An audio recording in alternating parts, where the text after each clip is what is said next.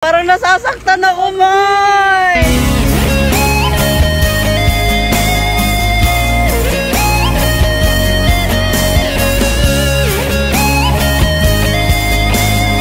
Parang may kulang sa akin. Parang may kulang talaga sa kanya. Parang hindi na si Abante.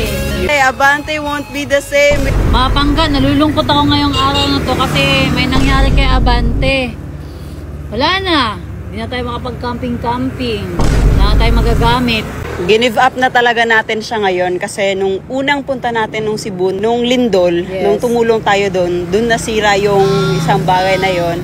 Pinatry namin siyang ipaayos pero sabi sa atin na parang yung 50-50 chance, na talaga. 50-50 na yung chance. Tignan nyo kung ano yung wala na talaga sa kanya mga pangga. Pero sige lang, hindi na tayo muna magka-camping.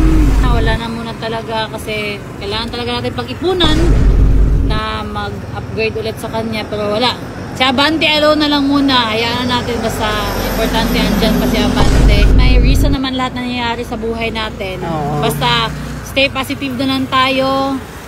Gawin natin yung mga makapagpa-improve muna sa atin. Focus sa mga makapagpasaya sa atin. Kita-kita ko yung lungkot sa mga mata ni Norme kasi gustong-gusto pa naman niya mong gumala. Tapos doon matulog. Hala, parang hindi na si Abante yung andito. Oh, parang upaw na si Abante. Tignan mo. Wala na. Oh, parang nasasaktan ako, May.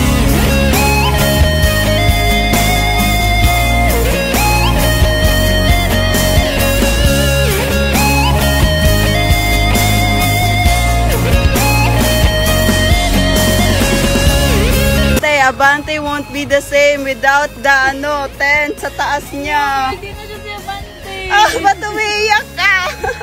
Nakakalungkot.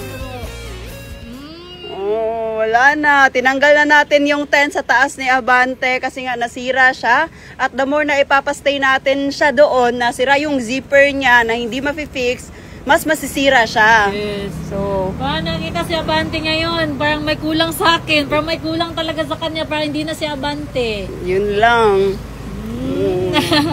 Pinipigilan ko luha ko kasi Pero kasi susubukan natin siyang ipaayos before tayo mag-give up, 'di ba? Si Abante nga, alam nyo guys, ilang beses namin tong pinapunta talaga sa mekaniko kasi halos mayat maya may something sa kanya na bago. Kunwari nung dati, hindi tumataas pag binababa. Oo, Tapos pinafix namin nung doon, hindi ayaw talaga. pinafix natin tapos yung last week na naman tumutulo doon sa side mo, 'di ba? Na hindi natin alam yung rason. Andito So, yung tent natin mga pangga. Yun.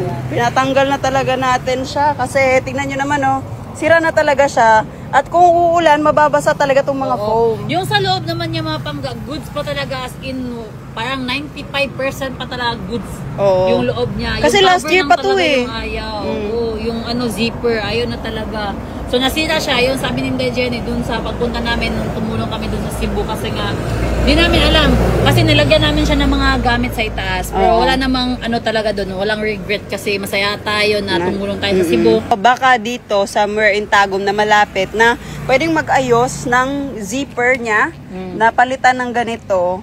Naman, pa-message baka kasi meron at least masalba pa natin yung tent na to. Kasi mahal din yung bili natin ito, pinag-ipunan din natin to di ba? Sige na, tara na. Ay, natin. iyak yarn.